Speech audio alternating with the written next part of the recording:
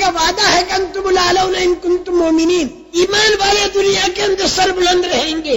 لیکن اہل باطل وہ یہ کہتے ہیں، بھائی کہتے رہو تم اپنی تقریروں میں کہ ایمان والا سر بلند. یہاں تو دیکھا جاتا ہے کہ جتنے اہل باطل ہیں ہر جگہ وہ سر بلند دکھائی دیتے ہیں، طاقت بھی ان کی زیادہ، سرمایہ بھی ان کا زیادہ، ہر جگہ ان کی چلتی پھرتی، اور ایمان والے ہر جگہ تکلیفوں کے اندر ڈالے جاتے ہیں. ہر زمانے میں بغیر ایمان والوں کو اللہ تعالیٰ نے تھوڑی دیر کے لیے ظاہر میں اونچا کر دیا، جیسے فرعون انا ربکم الاعلی کا دعویٰ کرنے والا، جیسے قوم عاد من اشد منا قوہ، ہم سے بھلا زیادہ طاقت والا کون ہے. ہر زمانے کے بگڑے ہوئے اہل باطل ابھرے ہوئے دکھائی دیے اور تھوڑے وقت کے لیے، اور آخری انجام یہ ہوا کہ پھر ایسے ٹھنڈے ہو گئے جیسے سوڈا واٹر کا جوش. آج کل بھی جتنے اہل باطل اوپر دکھائی دیتے ہیں یہ سوڈا واٹر کا جوش ہے. اس کے بالمقابل رسول کریم صلی اللہ علیہ وسلم نے جو کام کرنے کا ہم کو بتایا ہے، اس کام کو لے کر اگر یہ امت کھڑی ہو گئی،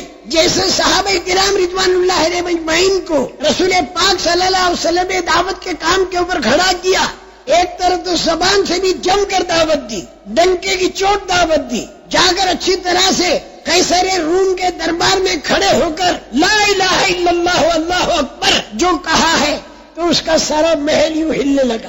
وہ بھی گھبرا گیا. اس نے کہا جب بھی تم لا الہ الا اللہ اللہ اکبر کہتے ہو تو محل ہل جایا کرتے ہیں؟ انہوں نے کہا بالکل نہیں، یہ آج ہل رہا ہے. تو اس نے کہا میرا یوں جی چاہتا ہے جب بھی تم لا الہ الا اللہ اللہ اکبر کہو تو تمہارے مکان ہلنے لگے تاکہ تم یہ کہنا ہی بند کر دو. تو ایک تو دعوت زبان سے بھی دی جائے اور ایک طرف عمل سے دعوت دی جائے اور ایک طرف اندرونی صفات یہ بھی دائی بنیں گے. یہ تینوں چیزیں ہو، جب یہ اندر کی صفات بننی شروع ہوئی تو پھر اللہ پاک راضی ہو جائیں گے.